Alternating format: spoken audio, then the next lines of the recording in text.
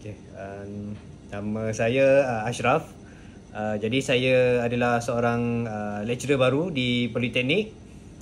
Jadi saya sebelum menggunakan inovasi terbaru Tishcraft ni, saya mempunyai kekangan daripada dari segi pengalaman dan juga skill yang diperlukan untuk mengajar lah, kerana saya pertama kali menjadi lecturer.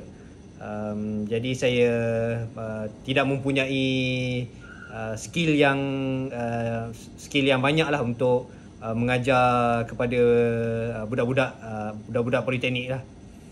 Jadi selepas diajar untuk menggunakan Tishcraft ini, saya mendapati Tishcraft memberikan kelebihan daripada